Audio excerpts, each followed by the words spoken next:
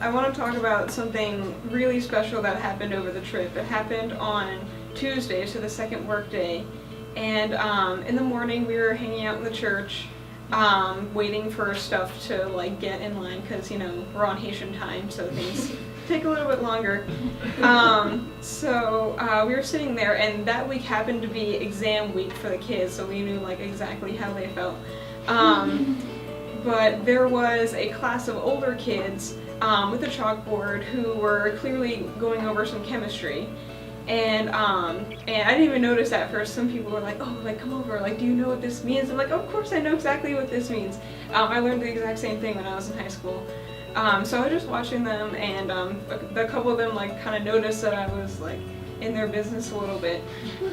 So fast forward later on in the afternoon, after the regular school had let out, we were bringing over some cinder blocks, and some of the older kids were hanging by the cinder blocks.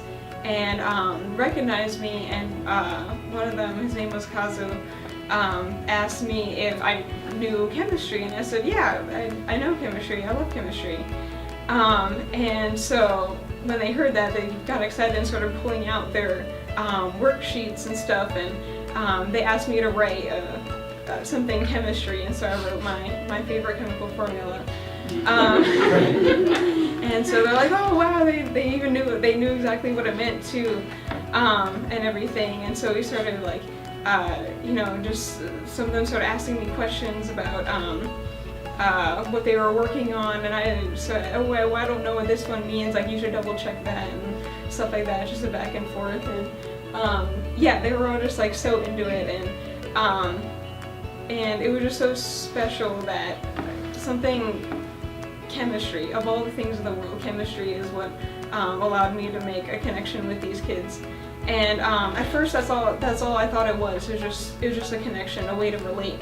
But later on that day, when we were talking with Becca, who was leading us through the week, that the woman you saw a picture of earlier, talking about Mission of Hope, she explained to me that it was a lot more than that, because when you're in a state of poverty, the only thing that you can really focus on is where your next meal is coming from, or where you're going to find shelter that night. Your view of the world is very limited to just your basic needs, and you really don't have the opportunity to dream. And so, you know, Haiti hasn't had any astronauts in space because so many people are just so focused on getting those basic needs down. And people who, like these kids who are getting fed, they haven't really had the opportunity to travel outside the country, so for them to see that an American student was learning the exact same things that they do could give them a sense of dignity, like, wow, my education is really worthwhile, and like maybe I can pursue this, and stuff like that, and just like look towards the future in a bigger way. And that's just so important because you know, Feed One's not just, you know, feeding mouths. That's not their end goal. Like Robert said, they really want to make this whole thing sustainable. They want to, they're giving kids meals so they can pay attention in school, and live something bigger. And we don't just bring the gospel to people so that their soul will be a-okay in the afterlife or whatever. You know, God wants us to live abundantly now.